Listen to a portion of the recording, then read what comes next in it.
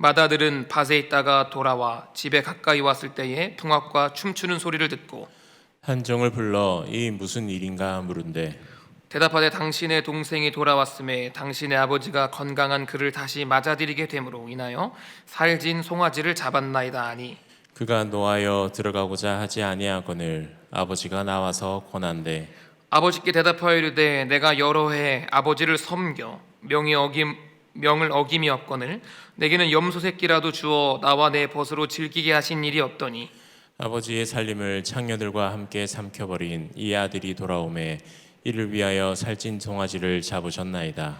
아버지가 이르되 예 너는 항상 나와 함께 있으니 내 것이 다 내 것이로되 이 내 동생은 죽었다가 살아났으며 내가 잃었다가 얻었기로 우리가 즐거워하고 기뻐하는 것이 마땅하다 하니라. 아멘. 오늘 말씀 가운데 하나님의 은혜가 있기를 축복합니다. 오늘 본문의 이야기는 여러분들 참 잘 아시는 이야기입니다. 무슨 비유죠? 돌아온 탕자 비유입니다. 이 탕자 비유는 우리 그리스도인들에게 수많은 메시지를 전달하여 줍니다. 여러분 신앙생활 하시면서 이 탕자 비유를 가지고 하는 설교를 정말 수없이 많이 들어보셨을 것입니다. 그리고 잘 알고 계실 것입니다. 오늘은 우리가 이렇게 잘 알고 있는 탕자 이야기에 두 가지 질문을 해보려고 합니다. 몇 가지요? 두 가지 질문을 해보려고 합니다. 성경을 읽을 때, 성경 속 이야기를 읽을 때 때로는 거기에 질문이라는 돌을 던지면 물결이 답으로 옵니다.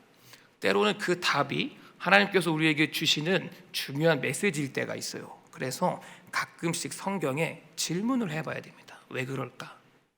왜 그렇지? 왜 이렇게 됐을까? 오늘은 이 탕자 이야기에게 두 가지 질문을 던지고 그 답을 찾아가는 과정 속에서 하나님의 메시지를 듣기를 원합니다. 그런 시간이 되기를 축복합니다. 우선 이 내용을 한번 쭉 살펴보도록 하겠습니다. 그 후에 질문을 같이 나눠보겠습니다. 어떤 사람에게 두 아들이 있었습니다. 그 둘째 아들이 아버지가 돌아가시기 전임에도 불구하고 자신이 상속받을 재산이 있었는가 봅니다. 이 아버지가 부자였는 것 같아요, 그죠? 상속받을 재산이 있었고 그 재산을 미리 달라고 합니다. 아버지가 죽기 전에 말입니다. 근데 이제 상속받을 재산을 달라고 하는 아들이나 그것을 주는 아버지나 참 이해는 안 됩니다. 하지만 그 아버지는 줘요. 상속받을 재산을 줍니다. 그리고 그 아들은 그 재산을 가지고 나갑니다. 그리고 그 재산을 가지고 나가서 그 재산을 뭐 잘 불려가지고 부자가 됩니까? 아니죠. 그 재산을 다 탕진해 버립니다. 거지가 되죠. 이때 그 둘째 아들은 그렇게 코너에 몰리는 상황 속에서 자신의 인생을 무지막지하게 후회하기 시작합니다. 그리고 자신의 죄를 인정해요. 자신의 죄를 인정하는데 자기의 아버지께 지은 죄만 인정하는 게 아니라 하나님 아버지께 지은 죄도 인정합니다. 이 두 주체에게 자신의 죄를 인정합니다. 그리고 그 죄를 지었다고 고백하고요. 아버지께 돌아가기를 원하죠. 그리고 결국에는 여차 뭐 많은 스토리가 있지만 결국에는 아버지께로 돌아옵니다. 이 둘째 아들은 아버지께로 돌아오게 되고 아버지는 그것으로 인해 큰 기쁨을 누리게 됩니다.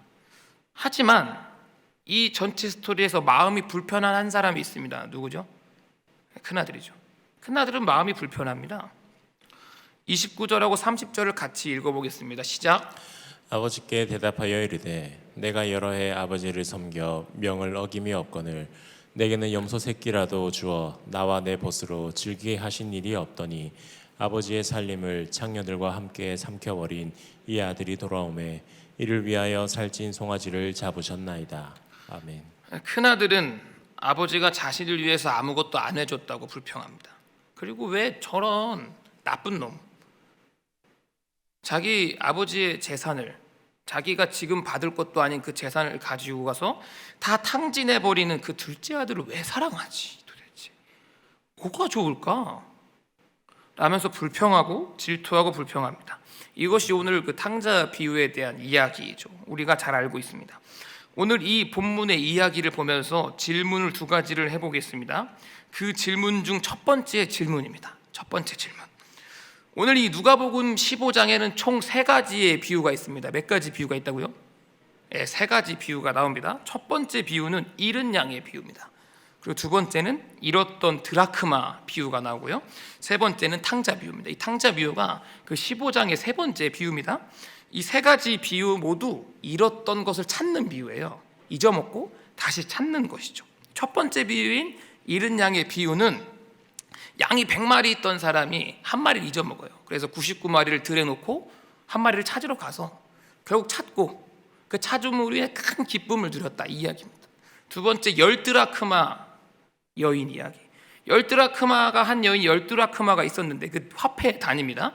근데 드라크마 하나를 잊어먹어요. 어디서 잊어먹죠? 집에서 잊어먹어요. 그래서 그 온 집을 다 뒤집어 엎어가지고 그 드라크마를 찾아내요. 그리고 엄청 즐거웠다, 기뻤다, 이 이야기입니다. 똑같습니다. 탕자 비유에서도 둘째 아들을 잊어먹죠. 그리고 둘째 아들을 찾습니다. 이게 잃었던 거를 찾는 공통점이 있죠. 근데 차이점이 있어요. 무슨 차이가 있을까요?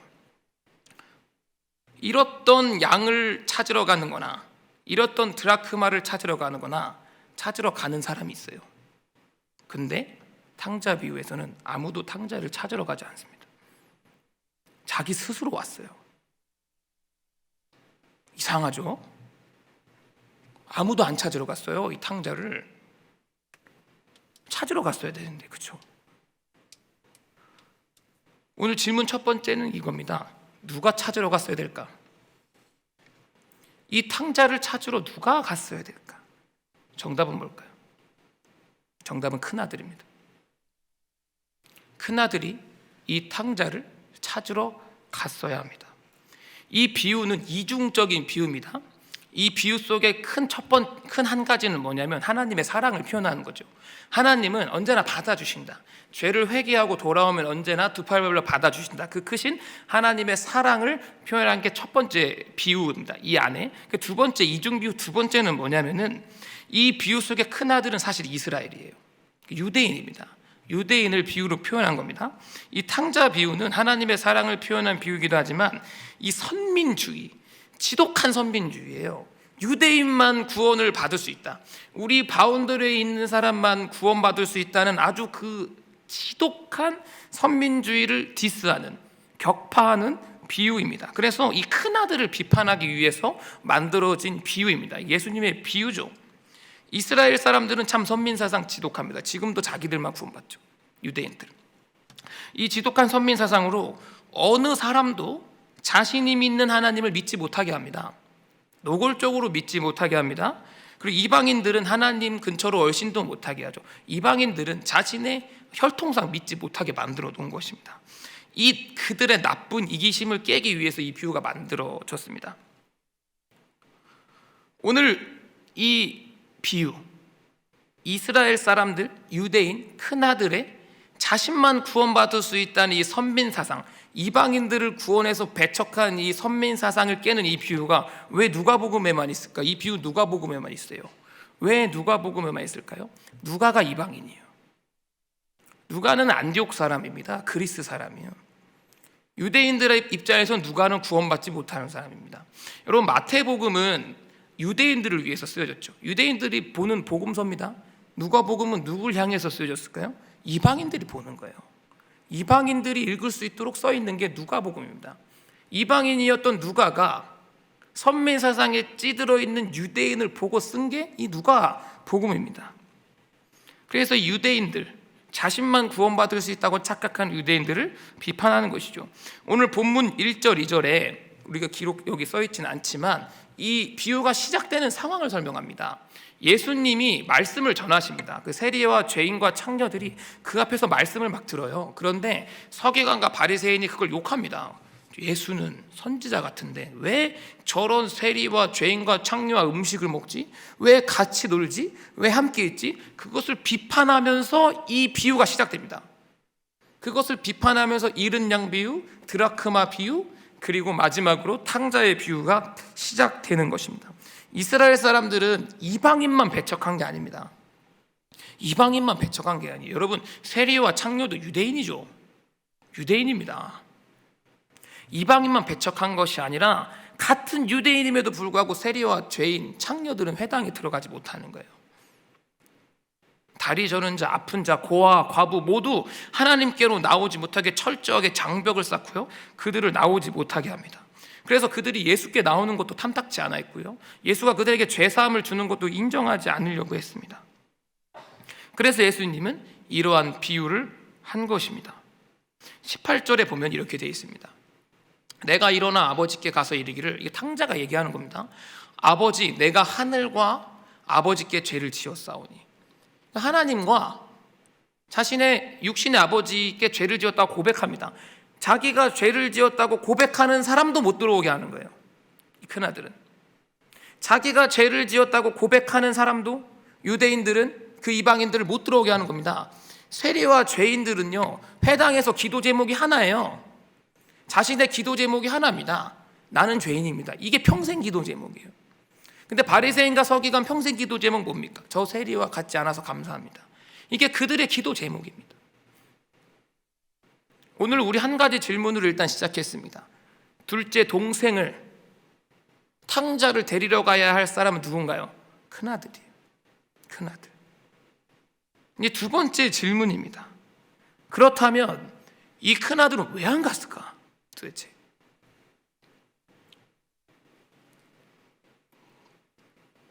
마땅히 갔어야 되는 큰아들이 왜 안 갔을까? 물론 안 간 이유는 여러 가지가 있을 것입니다. 많은 게 있겠죠. 뭐 동생이 싫었을 수도 있고요, 그 재산이 없어지는 건 뭐 지 것도 아니지만 좀 불편했을 수도 있습니다. 하지만 이 형이, 큰아들이 왜 도대체 동생을 찾으러 떠나지 않았을까의 가장 결정적인 이유는 이것입니다. 결정적인 이유는 공감 능력이 부족해서 그래요.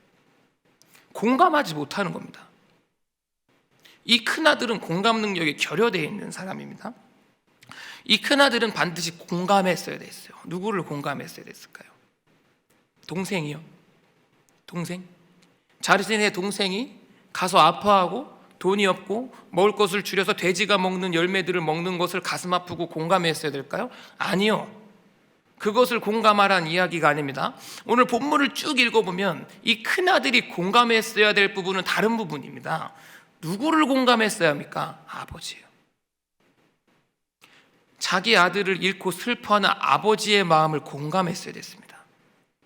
그 아버지의 마음을 이 큰아들은 알지 못한 거예요. 공감하지 못한 것이죠. 큰아들은 이 아버지의 마음을 공감했으면 바로 짐 싸서 떠났어야 됩니다. 바로 동생을 찾으러 바로 떠났어야 됐습니다. 하지만 그러지 않았죠. 20절을 잠깐 볼까요? 같이 읽어보겠습니다. 시작. 이에 일어나서 아버지께로 돌아가니라. 아직도 거리가 먼데 아버지가 그를 보고 측은히 여겨 달려가 목을 안고 입을 맞추니. 아멘. 이 아버지가 그 둘째 아들을 얼마나 기다렸을까요? 비유긴 하지만 아주 멀리서 오는 아들을 알아봤다는 거예요. 그리고 아버지가 달려갔다는 겁니다. 뛰어갔다는 거예요. 매일매일 그 둘째 아들을 그리워했다는 것입니다. 아주 힘든 하루하루를 보냈다는 것이죠. 이 성경에서 이 누가는, 예수님은 이 큰아들에게 야 동생을 사랑해라 이렇게 얘기하는 게 아닙니다. 우리 인간은요, 사람을 잘 사랑하지 못합니다. 죽었다 깨나도요, 사랑한다고 말할 수 있을 만큼 사랑하지 못해요. 사실은 말뿐인 사랑입니다. 그 예수님만 할 수 있는 거죠. 사람이 사람을 온전히 사랑한다는 것. 그래서 오늘 본문에서 예수님께서 말씀하신 한 축은 큰아들에게 이렇게 이야기하는 겁니다. 너 아버지 마음을 알아? 네 아빠가 그렇게 힘들어하는 마음을 네가 알아? 네가 그리스도인이면, 신명아 네가 예수 믿는 사람이면 잃은 영혼에 대한, 예수 믿지 않는 영혼에 대한 너의 아버지의 아픈 마음을 알고 있어? 라고 물어보는 것입니다. 큰아들은 불평합니다. 29절을 같이 읽어보겠습니다. 시작. 아버지께 대답하여 이르되 내가 여러 해 아버지를 섬겨 명을 어김이 없거늘 내게는 염소 새끼라도 주어 나와 내 벗으로 즐기게 한 일이 없더니. 이 큰아들이 이야기합니다. 나는 아버지를 잘 섬겼다. 아버지의 명령을 어긴 적도 없고 여러 해 섬겼다. 그런데 나한테 염소 새끼 한 마리도 주지 않았다는 것입니다. 그런데 여러분, 큰아들이 진짜 아버지를 잘 섬겼습니까? 정말 큰아들이 아버지의 명을 어김이 없었습니까? 동생을 향해 달려나가는 아버지를 보고서도 느끼는 게 없겠습니까? 큰아들은 사실 아버지를 잘 섬기지 못했어요. 아버지를 정말 잘 섬겼다면 큰아들은 진작에 벌써 동생을 찾으러 떠났어야 되는 것입니다. 우리가 영혼 구원에 힘써야 되는 이유는 무엇입니까?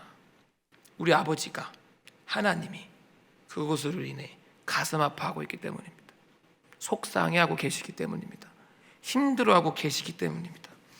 아버지는 그것을 간절히 원하고 계시기 때문입니다. 우리가 그것을 공감하기 때문에 우리도 영혼 구원에 힘써서 살아가는 것입니다. 사람을 찾습니다. 오늘 설교의 제목입니다. 사람을 찾습니다라는 전단지 보신 적 있으십니까?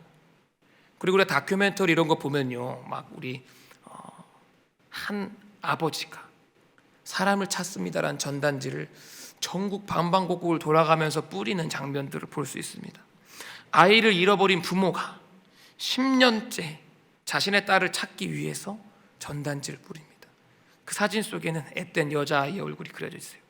그것을 10년, 20년, 수십 년째 전국을 돌면서 그 아이를 찾기 위해서 전단지를 돌리고 있습니다. 우리는 그 전단지 속의 여자아이가 누군지 모릅니다. 그리고 우리는 그 전단지 속 여자아이와 어떠한 관련도 없고요, 사랑하지도 않습니다. 그런데 우리는 왜 그것에 가슴 아파할까요? 그 아버지가 불쌍하잖아요. 그 딸이 불쌍한 것보다도 그것을 돌리고 있는 아버지가 공감되잖아요. 특히 내 자녀가 그 아이의 또래라고 한다면 더 공감하죠. 더 공감합니다. 더 가슴 아파합니다. 그 딸아이의 상황을 공감하기보다는 사실 우리는 자녀를 잃어버린 아버지의 마음을 공감하죠. TV에 나오는 나랑 생판 모르는 그런 사람의 아픔도 우리가 공감합니다. 처음 본 사람의 아픔도 공감한다고요.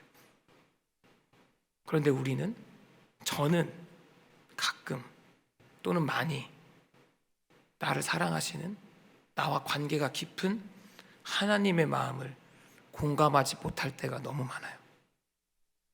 얼마나 아프실까? 얼마나 힘드실까? 그 마음을 말입니다. 교회는 어떤 사람들이 모인 곳입니까? 하나님 아버지의 마음을 공감하는 사람이 모인 곳입니다. 우리 수요예배에 나오신 여러분들 다 어떤 분들입니까? 그 마음에 공감하는 사람이 이 자리에 앉아 있는 것입니다. 나를 사랑하시는 아버지의 마음을 공감하는 자가 모여서 교회를 만듭니다. 교회는 방주입니다. 물에 떠내려가는 사람들을 구조하는 방주죠. 교회가요, 영혼 구원에 대한 사명을 잃어버리면 교회로서의 가치가 없어집니다. 방주로서의 자격이 실격되는 것입니다. 그래서 우리는 하나님 아버지의 마음을 공감해야 합니다. 하나님의 아버지의 마음을 공감하지 않은 채 영혼 구원의 사역이 가능하십니까? 불가능합니다.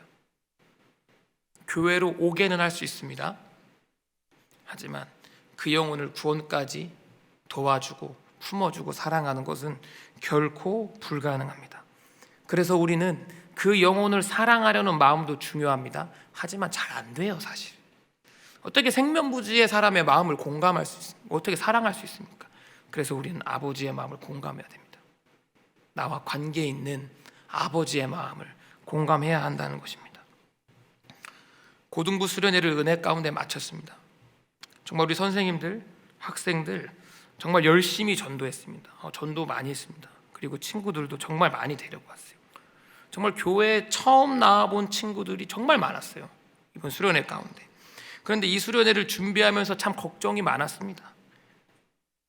교회 다니는 애들도 힘든데, 대하기가 쉽지 않은데, 세상에 교회도 모르고 교회 문화도 모르고, 게다가 요즘 애들이 좀 까칠합니까? 그 전도돼서 온 애들은 제가 목사인지 교사인지도 모릅니다. 그래서 끝날 때까지 선생님하고 가요. 그래서 참 준비하는 과정에서 고민이 많이 됐습니다. 그래서 수련회를 시작할 때 우리 조 선생님들을 모아놓고 브리핑을 했습니다. 시작하기 1시간 전에. 어떻게 브리핑했냐면, 우리 선생님들, 조 선생님들입니다. 첫인상이 중요합니다. 처음이 중요해요. 이렇게 설명해 주세요. 처음이 중요합니다. 제가 이따가 우리 조 선생님들을 한 분씩 소개하겠습니다. 1조, 2조, 3조 선생님 한 분씩 소개할 때마다 아주 임팩트 있게 등장하셔야 됩니다. 이렇게 주문을 했습니다. 아주 재미있는 퍼포먼스를 하나씩 준비해 오십시오. 이렇게 설명했어요. 선생님들 그때부터 두려움에 떨기 시작했습니다. 그 어려운 고등학생들 앞에서 어떻게 웃겨야 되나, 어떻게 내가 등장해야 되나 고민이 진짜 많았어요. 근데 담당 목사는 무조건 해야 된다고 합니다. 무조건 등장하십시오. 어떻게든 만들어 오십시오. 그 선생님들이 막 눈동자가 막 떨렸어요. 저 이런 거 진짜 못하는데 목사님 무조건 하셔야 됩니다. 무조건 해야 됩니다. 라고 못 박았습니다. 등장 시간이 됐습니다. 선생님 한 분 한 분 제가 소개해 드릴 때마다 어떤 선생님은 핑크 조 선생님은 옷을 핑크색으로 다 입고 오셨어요. 어떤 선생님은 군인처럼 등장하시고요. 어떤 선생님은 막 춤을 추면서 등장하시고, 어떤 선생님은 막 낙법을 치셨습니다. 등장하실 때. 어떤 선생님은 앞구르기 하시면서 등장하셨어요. 완전 웃음바다가 됐습니다. 너무 재밌었어요. 2박 3일 동안 이 아이들을 웃게 해줄 수 있다면 정말 무슨 짓이든 했습니다. 무슨 짓이든 했어요. 우리 선생님들 어떻게 이렇게 할 수 있었을까 제가 고민해 봤습니다. 집에서 어떻게 이렇게 할 수 있었을까. 설교를 쓰면서 제 마음 가운데 이런 마음이 들었어요. 아버지의 마음이 좀 공감되더라고요. 하나님이 그 자리에 계셨어도 춤을 추셨을 것 같아요. 이 아이들을 구원할 수 있다면, 이 아이들을 하나님께로 인도할 수 있다면, 죄송하지만 우리 하나님도 죄송하지만 무슨 짓이든 하셨겠다. 그 마음이 제 안에 들어왔어요. 그래서 우리 선생님들도 하셨구나. 그 마음을 느껴서. 우리 선생님들이 아이들을 사랑했다? 사랑했다고 말하기는 어렵죠. 사랑하려고 노력은 했지만 사랑하진 못했을 것입니다. 그러나 공감했을 거예요. 아버지의 마음을. 그래서 공감이 중요한 것입니다. 32절의 말씀을 같이 읽어보겠습니다. 시작. 이 내 동생은 죽었다가 살아났으며 내가 잃었다가 얻었기로 우리가 즐거워하고 기뻐하는 것이 마땅하다 하니라.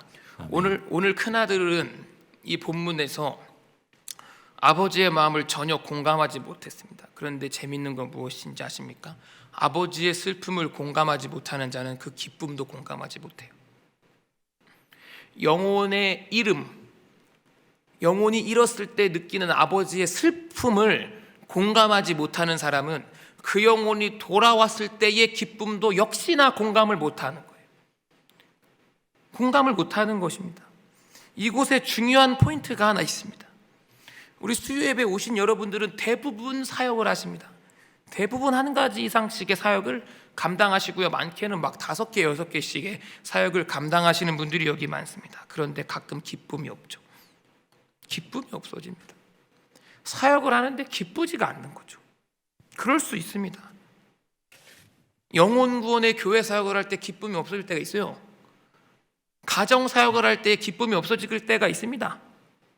직장에서의 어떤 전도의 사역을 감당할 때 기쁨이 사라질 때가 있어요. 때론 찬양팀도 기쁨이 사라질 때가 있고요. 교사들도 기쁨이 사라질 때가 있습니다. 저도 목사인데요. 저도 기쁨이 사라질 때가 수없이 많습니다. 왜 그럴까요? 성경은 많은 답을 제공하지만 오늘 본문만 본다면 왜 기쁨이 사라지는지에 대해서 큰하루를 통해서 알려주고 있어요. 왜 기쁨이 사라질까요? 사역을 할 때 하나님의 마음을 공감하지 못해서요. 아버지의 마음이 내게 없어요.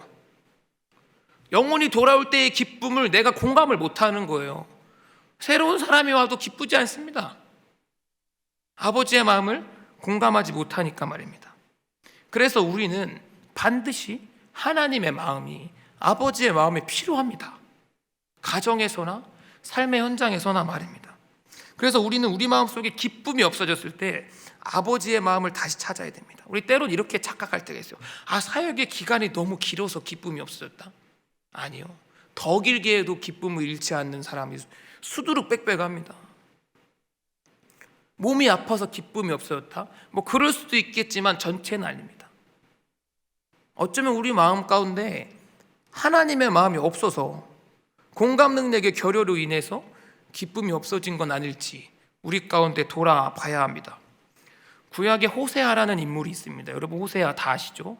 우리가 펴서 볼 일은 많이 없지만 성경 목록엔 항상 있는 그 이름 호세아입니다. 이 북이스라엘, 그러니까 남북이 갈라져 있는 분열왕국 시대에 북이스라엘의 선지자입니다. 이 남유다와 북이스라엘이 이렇게 있죠. 이 남유다는 그래도 남유다도 막장 국가였지만 그래도 한 8명 정도 되는 왕이 우상과 싸웠습니다. 여호와 신앙으로 돌아가려는 왕이 그래도 8명 정도 있었어요. 하지만 북이스라엘은 전멸입니다. 어느 왕도 하나님께로 돌아가지 않았어요. 어느 왕도 우상을 철폐하지 못했습니다. 아주 막장의 막장 국가죠. 그 막장 국가 북이스라엘에서 여로보암 2세 때의 선지자가 호세아라는 인물입니다. 하나님은 이 호세아에게 아주 이상한 일을 시키십니다. 정말 말도 안 되고 순종하기 어려운 명령을 시켜요. 어떤 명령을 시키냐? 너 고멜이라는 여자랑 결혼해라. 고멜이 누굽니까? 창녀입니다. 음란한 여자, 남성 편력이 있는 여자예요. 대놓고 그 여자와 선지자를 결혼시키는 겁니다. 근데 이 고멜이 호세아랑 결혼을 해서도 자녀를 낳았는데도 바람을 또 피는 거예요. 도망갑니다. 남자들 만나러. 그래서 호세아가 가서요, 버리고 싶었겠죠. 하지만 하나님 명령하세요. 찾아오라고. 가서 그 남자한테 사정하고 돈을 주고 다시 사옵니다. 그 짓을 계속해요. 하나님은 그걸 계속 시킵니다. 왜요? 호세아가 싫어서요? 아니요. 아버지의 마음을 공감하게 하기 위해서 시키는 거예요. 그 당시 북이스라엘이 우상 숭배를 많이 했습니다. 너무 하나님의 마음을 아프게 했죠. 그래서 하나님은 이 북이스라엘 사람들에게 돌아와 다시 돌리고, 돌아와 다시 돌리고, 설득하기도 하고 어르고 달래기도 하고 때리기도 해서 돌아오게 하고 그 나라를 이끌어갑니다. 그리고 호세아를 불러서 그 마음을 공감시키는 거예요. 내 마음을 좀 네가 알아줘라. 하나님도 공감받기 원하세요. 우리가 사역을 해야 되기 때문에 공감하는 것도 있지만 우리가 좀 그리스도인으로 정체성을 가지고 살아야 하기 때문에 그래서 공감하는 것도 필요하지만 하나님도 공감받기를 원해요. 누구한테? 나한테. 여러분한테 공감받기를 원하신다고. 그래서 선지자 호세아를 불러서 야, 네가라도 좀 내 마음 좀 알아주라. 내가 좀 힘들어. 내 마음 좀 알아주면 하겠니? 라고 이야기를 하는 것입니다. 사랑하는 여러분, 그리스도인은 하나님의 마음을 공감하는 게 첫 번째입니다. 어떠한 상황에 찾아와도 그 마음을 공감할 수 있어야 돼요. 그래야 전도도 하고 교육도 하고 찬양도 하고 예배도 하고 사역도 하는 것입니다. 우리의 마음을 공감하신 하나님, 그 하나님도 나에게 공감받기를 원하세요. 그리고 그 공감이 우리를 움직이고요, 동생을 찾으러 떠나게 할 것입니다. 우리는 예수 믿는 순간 큰아들입니다. 예수 믿는 순간 큰아들이에요. 그리고 큰아들이 되는 순간 평생 동생 찾으러 떠나야 됩니다. 예수 믿는 순간 큰아들 되고요, 큰아들 되는 순간 평생을 아버지의 마음을 공감하며 동생들을, 잃었던 동생들을 찾으러 떠나야 합니다. 사람을 찾습니다. 하나님의 마음을 공감하는 충일교회가 되기를 소망합니다.